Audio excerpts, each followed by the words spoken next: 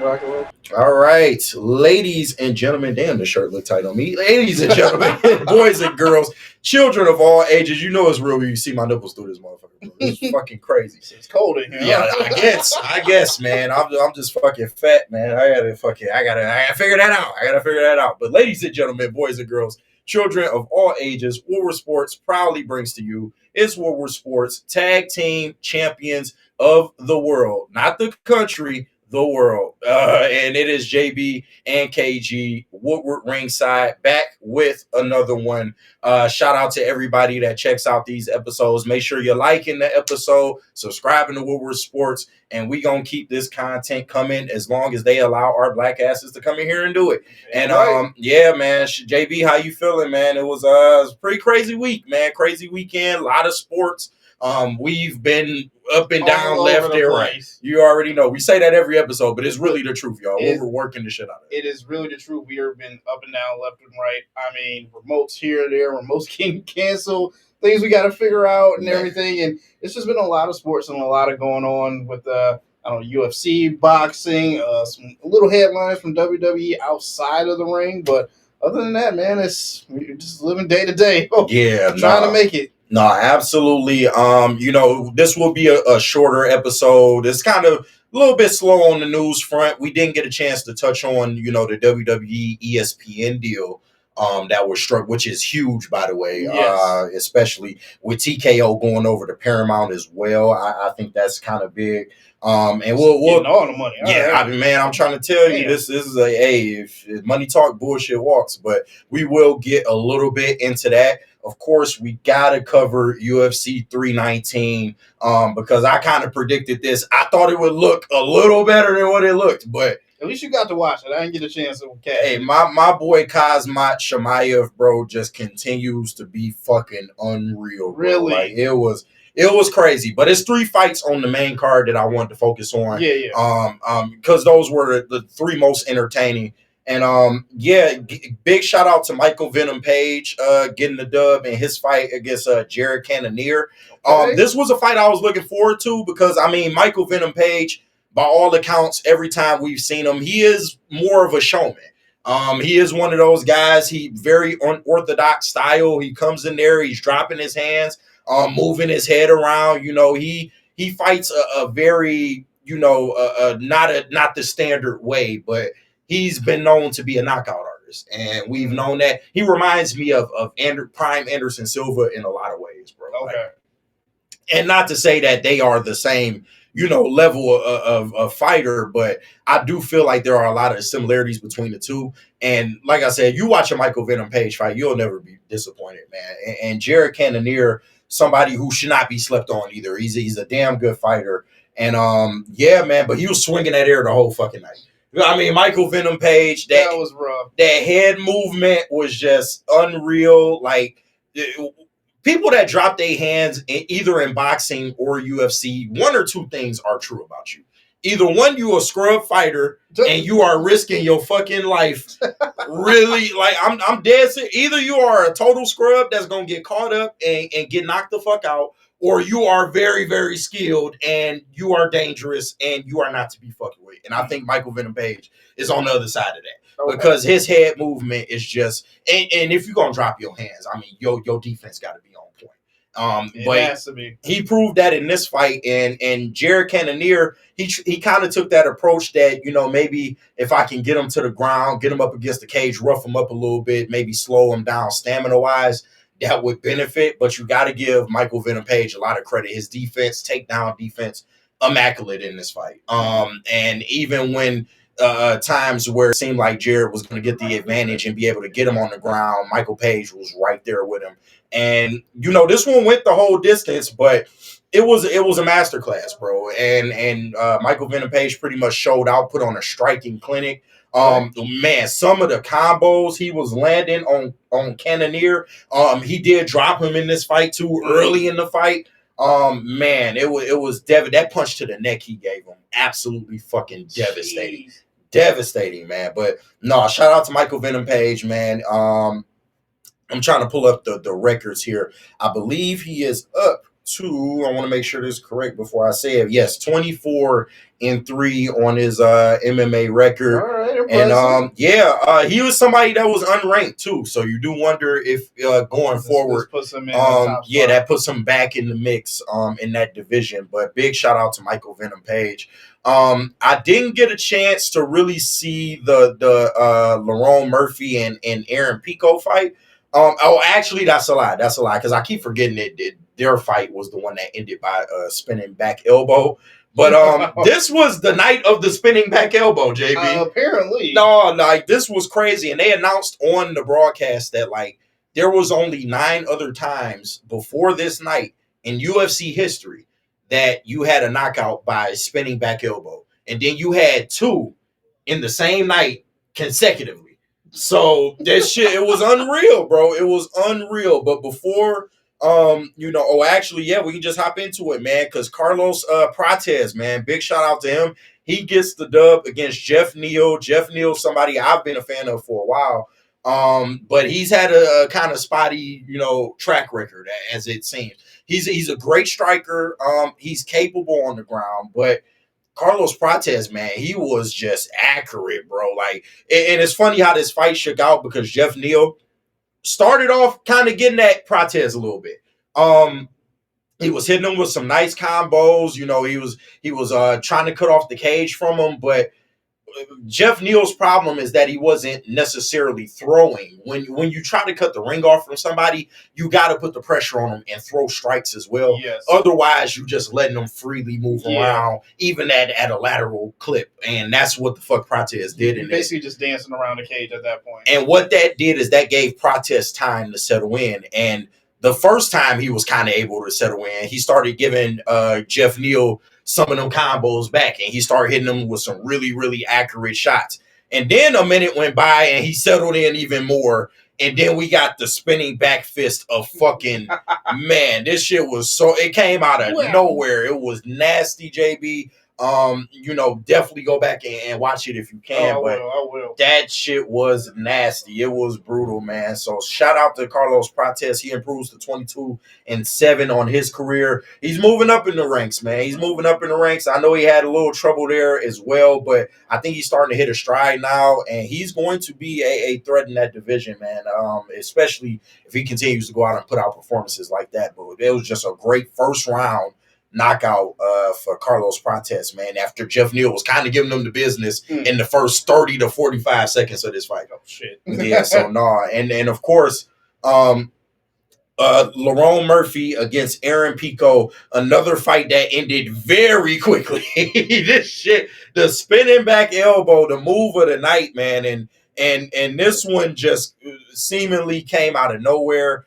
Shout out to Lerone Murphy. He improves to 17-0. He does have that draw in there, but man, Aaron Pico goes down hard, man. There ain't much I can really say after that. He did not look good coming out, and Lerone Murphy just caught him right place, right time, unexpected, and put him on the fucking canvas, bro. It was nasty. It was nasty. And of course, we move on to our main event fight. My boy Kazmat Shamaev, man, and shout out to intern Simeon, who has been featured on Big D. I love Simeon, bro. Me and him have grown really close over this last month, because me and him have like mirror images of where we think the Tigers are right now. So we are very like-minded in our Tigers takes. And I know he was excited for this UFC card, and he kept telling me that he felt like Duplessis was going to come in here and kind of give Kazmat the work if Kazmat couldn't get it done early. And it's crazy because I heard this sentiment online too. If Kazmat couldn't come and get it done in those first couple rounds, a lot of people felt like the advantage would be Duplessis. And I got to give him some credit because Duplessis is a monster, bro. Like before this, he was an absolute monster. He was on a what is this? A 7-win streak pace. 7-fight win streak. And we saw him put down some people. He dropped Israel Adesanya, Sean Strickland, the very last fight. I saw him destroy Robert Whittaker. Yeah, man, like he's no joke. Like I want to give him his proper respect because he was he earned his championship and he was able to defend it a couple times. But Kazmat, bro, is something fucking special, bro. Like his energy, his motor is fucking unreal, bro. Like his ability to just once he gets you on the ground, bro, I almost equivalent it to when you're in the middle of the ocean in Florida and a fucking shark comes out there. Like, it don't matter how good you can swim. If that shark get a hold of your ass, it's over, bro.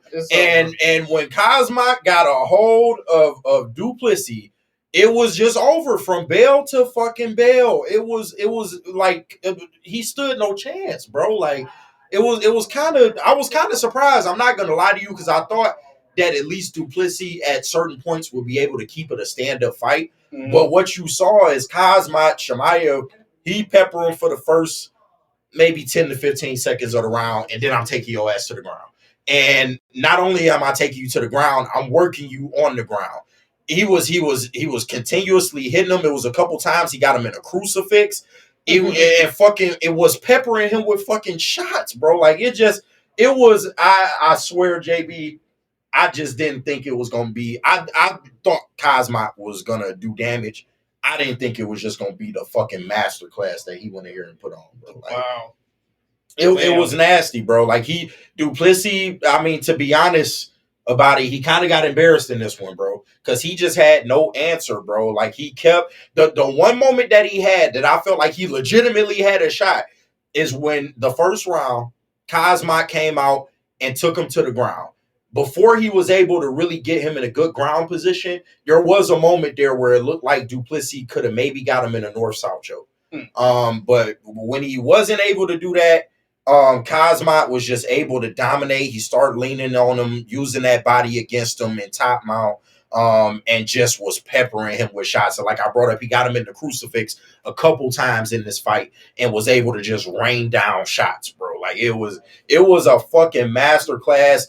I thought Cosmoc would maybe gas out. I should have known better, because that man has no end to his motor. And Duplessis just got gassed out, bro, and there was nothing he could do. And this made it the whole fight. Like, this was a 5-round fight in which it was domination. At least it went 5. No, it did. But what was the point of that? I mean, Duplessis might as well have just got knocked out. Because I mean, you got to give him credit for the toughness for lasting the 5. So. Yeah, no, absolutely. He is a warrior for sitting in there and getting his ass kicked for 5 rounds right there.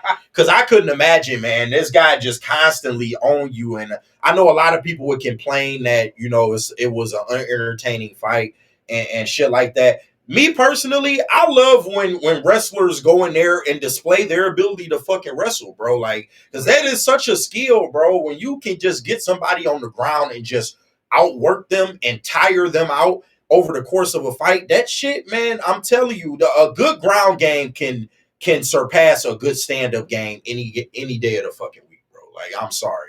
And I'm just one of those people that I'm a fan of that type of shit. I'm a fan of that knockdown, drag out, just nasty. Hey, I'm taking you to the ground and I'm a maul you. Like, I love that. But big shout out to Khamzat Chimaev, who is now the UFC, let me get the weight class right. I believe is it middleweight? Yep, middleweight champion of the world. A lot of people said this was a long time coming for him. He is one of 2 fighters that are undefeated right now in UFC holding championships. Okay. So big things for Khamzat Chimaev going forward, bro. Well deserved, bro. A fucking beast sitting at 15-0. And I think he's going to have this belt for a while, because until somebody can prove that they can keep Khamzat Chimaev on the standing up, like, it's going to be a problem. And what makes him so dangerous is that his stand-up game is just as fucking good. Like, don't make no mistake. He'll go in there and he'll throw with you too. And that's one thing that I love about him. But if he gets you on the ground, bro, it's curtains, bro. Unless you are a good wrestler, like in the same vein as him, it's you pack it up, bro. Just pack it the fuck up. But that was just that was amazing, bro. So for my UFC fans, definitely want to be able to cover this since we didn't get a chance to cover UFC 318, which was quite the card as well. But this card was entertaining throughout the night, bro, and it gave you a lot of just shock knockouts. Got a lot of fight bonuses handed out. Oh, you know, you love to see that. You love to see that. But no, shout out to Cosmoc, bro, just being a dog. Hell yeah. Yeah, so moving on, of course, we got to bring it back to the wrestling world. You know, that's our shit. That's our niche. Big news came out last week, man. And I gotta get your feelings on this, JB, because we talked about it a little bit off camera, and I felt like you was hitting on a lot of points with this.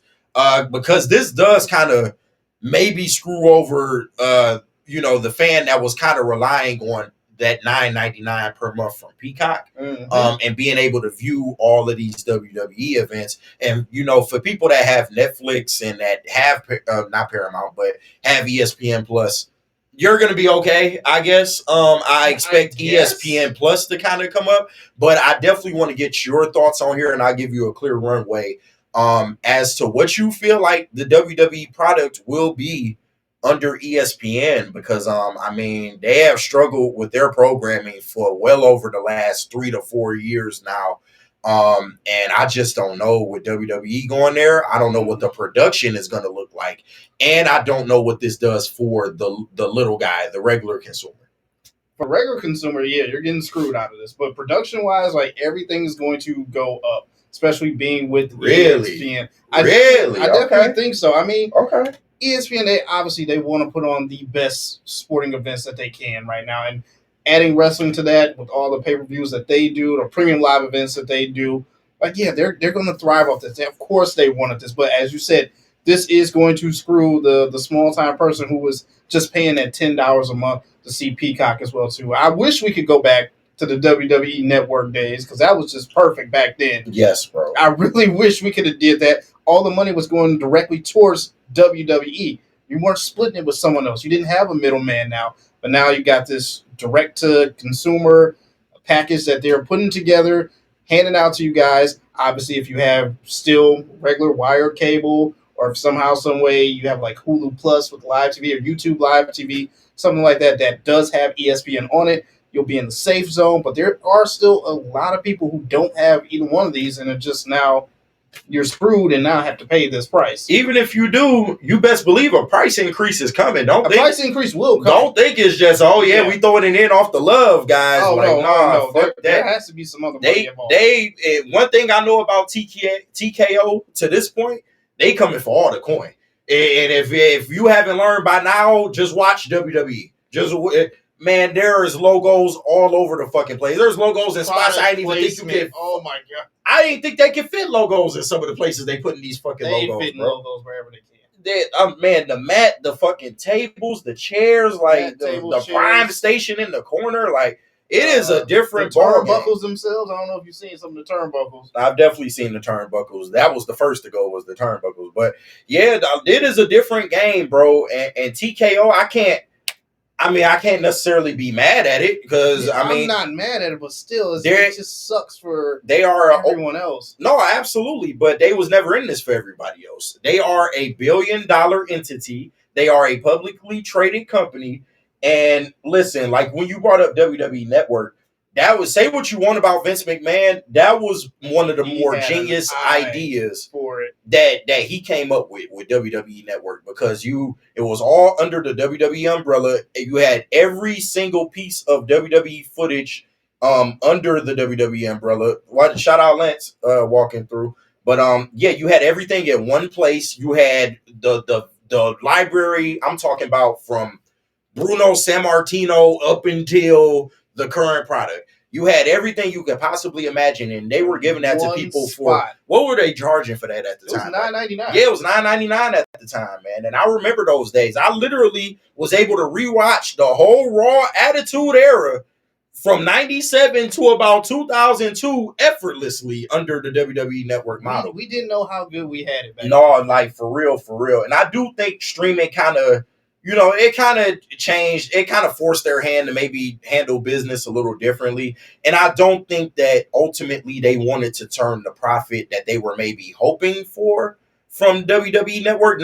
Make no mistake, they made a good profit off of it, but I don't think it hit the marks that they expected it to, which is why they kind of abandoned ship after a while. And they realized, like, okay, if we can just team up with streaming partners, which is already becoming this global thing, streaming is taking over. If we can just cut a deal with them, get them in on a smaller percentage, maybe that just works out better than to just have all the costs coming to WWE. But I don't know what the reason it was. It's just me speculating. It's just us speculating. We're not reporters. Yeah. But that's just how I feel why they kind of abandoned that model, because why wouldn't they do a WWE network type deal in today's climate? Because you would recruit all that money, at least from just simple old me standpoint, you would recruit. Yes, you would take on most of the expenses, but I feel like with today and the way streaming dominates today, you would recoup that in a heartbeat. Like the money you lost. Honestly could. Like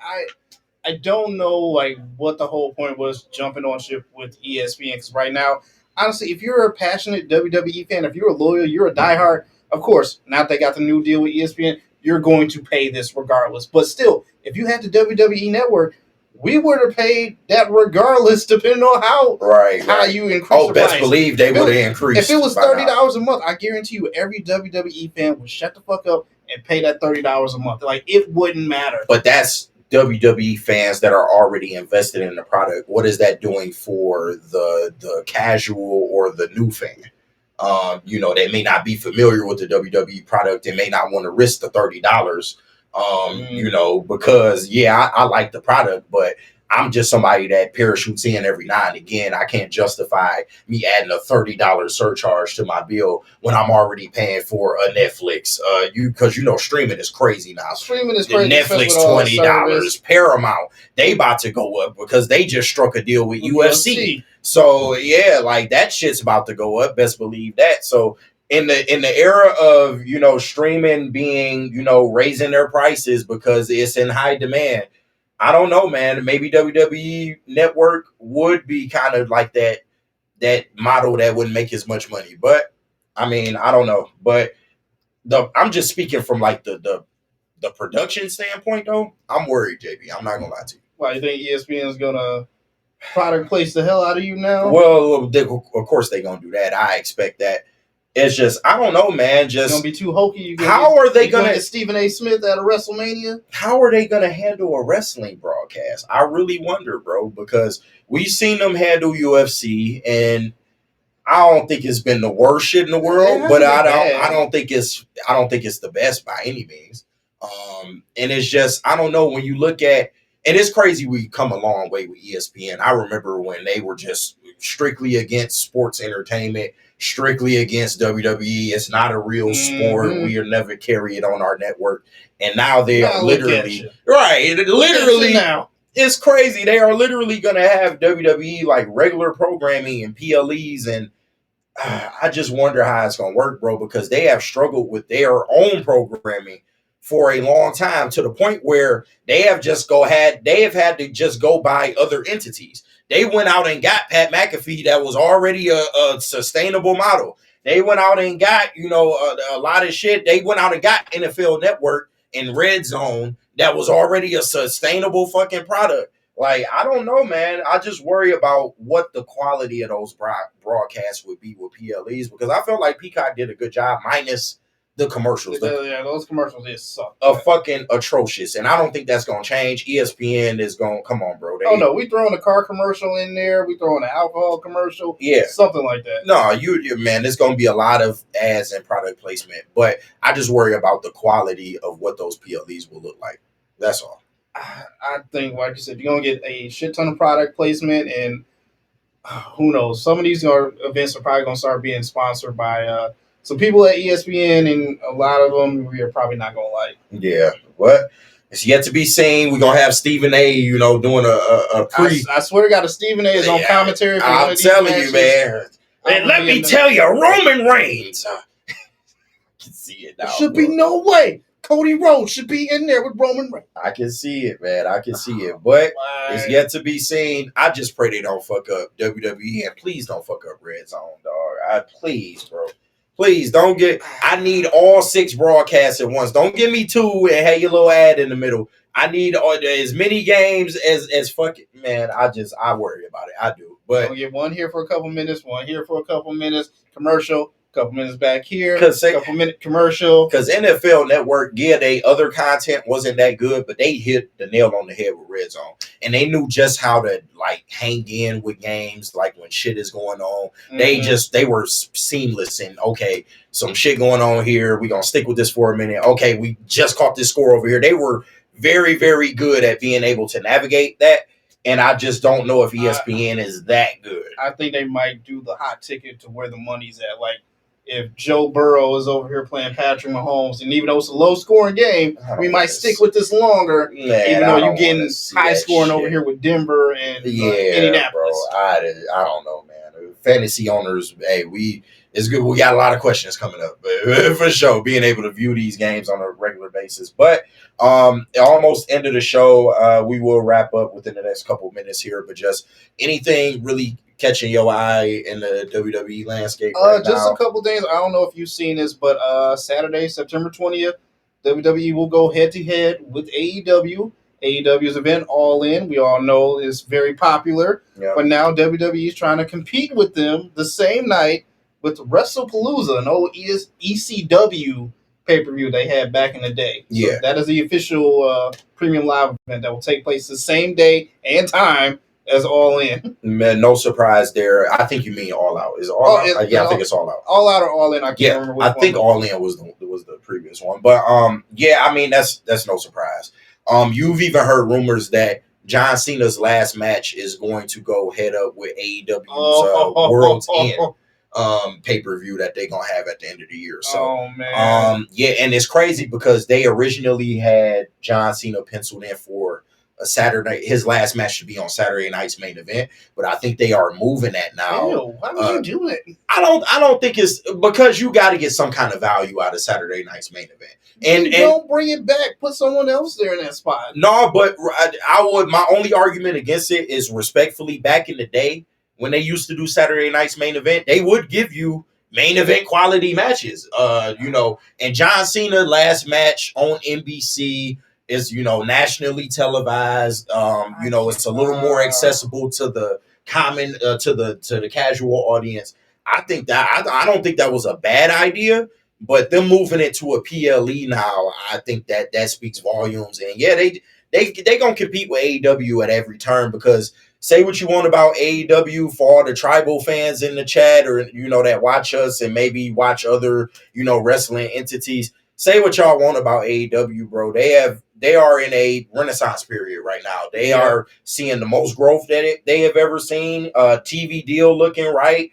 PLEs, the presentation is on point. The storylines have been good, especially this year. This has been a marquee year for AEW. And they are a legitimate threat. Now, I'm not saying that in the sense that they can go head up with WWE. Everybody knows WWE is end all be all. And it would be if AEW is to ever compete with WWE, we're not going to see the fruits of that labor for at least the next 20 years. Like Tony Khan got a lot of legwork to do if he want to catch up to the billion-dollar entity that World Wrestling Entertainment is now. But they are a threat, and they need to be taken as such. So they're gonna compete at every turn. It just is what it is. Shout out Anson looking through the glass like a total creep. Shout out my boy Anson, man. Anson up here doing the job. But man. So that it's no surprise there, and I just hope that they put out a good product. Because that's the only thing WWE has really struggled with in terms of just putting out a good product. If you're going to go against AEW, y'all got to be cooking. You have to be on your shit to go up against WWE.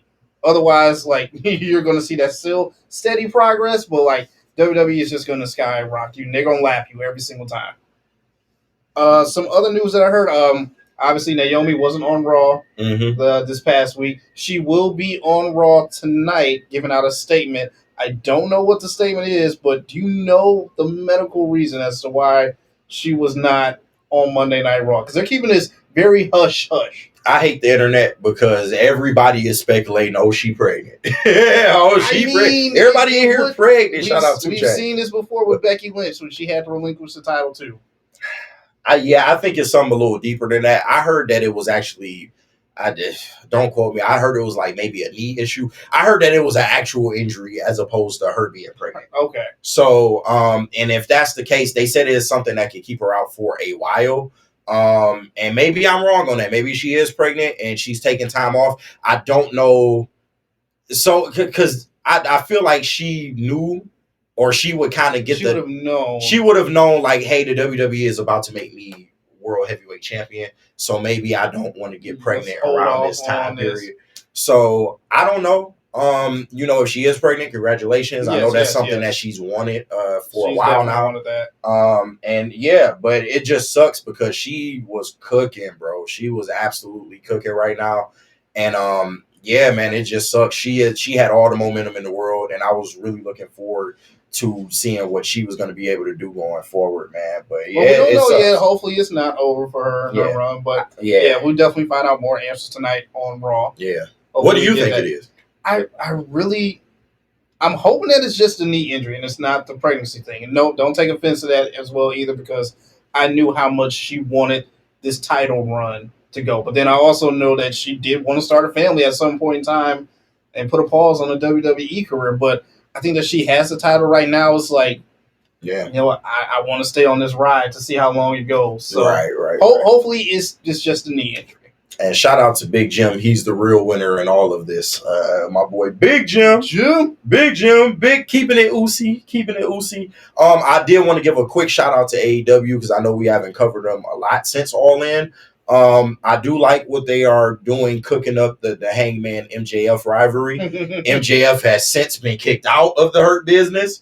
And I like how they slow playing it. I love how they slow playing it right now because MVP pretty much told him, hey, bro, like, we gonna do you a favor and we gonna let you go for the world championship and we gonna let you do that uninterrupted. But when you become champion, you gotta come see Bobby.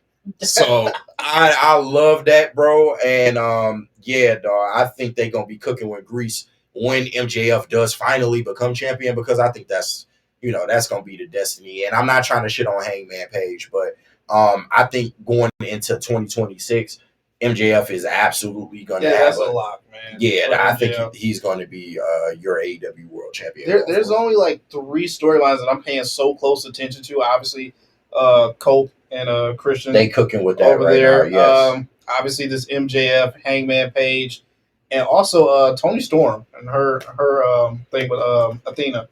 Yeah, I'm glad you brought that one up. They are cooking, man. And you expected nothing less. Athena is hot as fish grease, just in wrestling, period. She's dominated ROH, man. She's holding that title proudly, going against Toni Storm, who is the best in AEW, arguably the best in all of wrestling. Them two ladies, when they mix it up, it's going to be fire, bro. And it's going to be good. Yeah, I cannot wait. It's going to be good. I can't wait to see it either.